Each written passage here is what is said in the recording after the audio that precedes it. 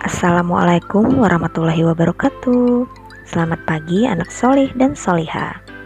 Hari ini kita akan belajar mata pelajaran IPS terpadu pertemuan pertama.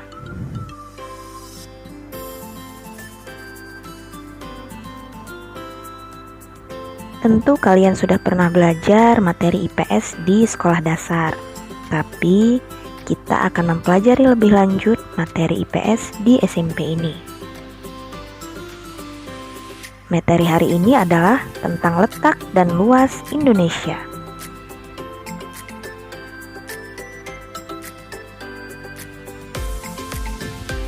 Nah, coba sama-sama kita perhatikan gambar ini. Ini adalah gambar atau peta buta dari negara-negara yang ada di seluruh bumi. Coba lihat, di manakah negara Indonesia? Ya, benar. Ada di bagian yang dilingkari merah ini ya.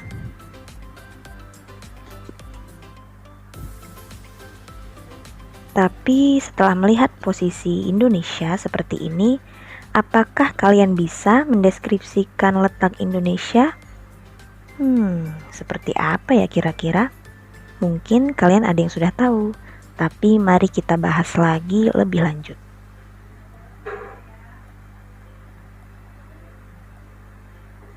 Oke, ini adalah gambar peta negara dunia dengan versi yang lebih lengkap.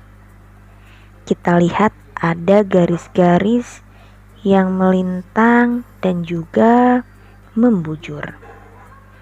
Ya, ini adalah garis lintang dan garis bujur.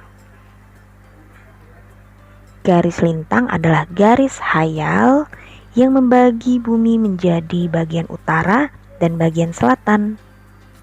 Sedangkan garis bujur adalah garis hayal yang membujur dari kutub utara ke kutub selatan. Nah, dari posisi Indonesia terhadap garis-garis hayal ini dapat kita simpulkan letak Indonesia secara astronomis, yakni 6 derajat lintang utara sampai 11 derajat lintang selatan dan 95 derajat bujur timur sampai 141 derajat bujur timur.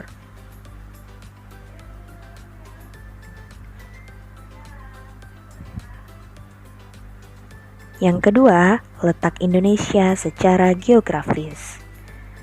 Letak Indonesia secara geografis adalah letak yang berdasarkan kenyataan yang ada di permukaan bumi. Jadi tidak bergantung pada garis-garis hayal tadi. Jadi coba kita perhatikan petunjuk yang ada di gambar. Ada benua Asia dan benua Australia. Jadi negara kita terletak di antara dua benua ini ya. Dan terletak di antara dua samudra, Samudra Pasifik dan Samudra Hindia. Nah, jika sudah dihubungkan keempat titik ini membentuk silang atau X. Posisi Indonesia yang seperti ini disebut dengan posisi silang atau cross position. Tentu saja posisi ini memiliki banyak dampak terhadap negara kita.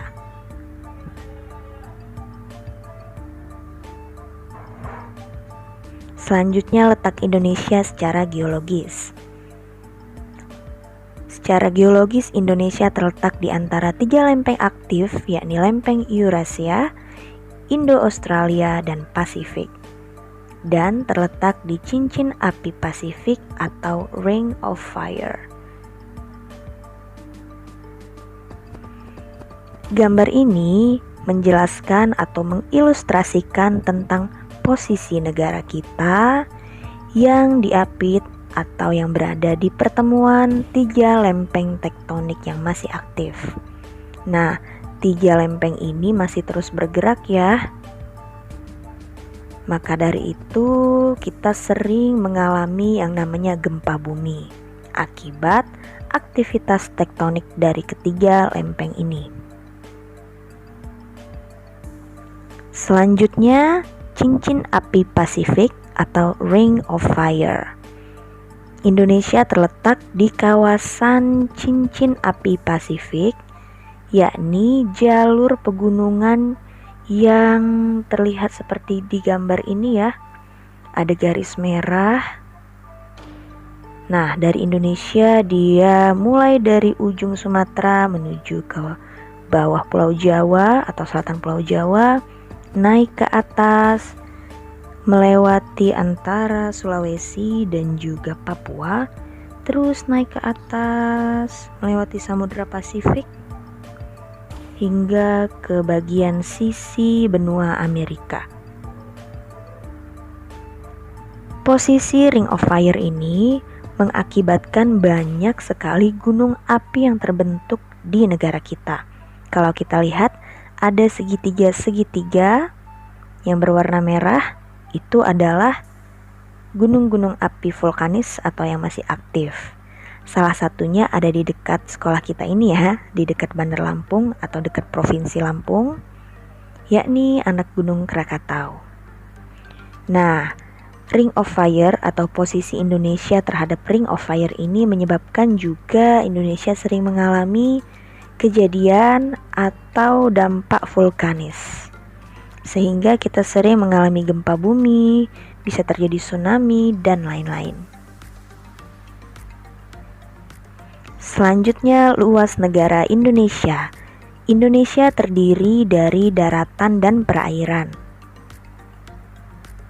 Jika diakumulasikan, luas seluruh negara Indonesia adalah 5.148.111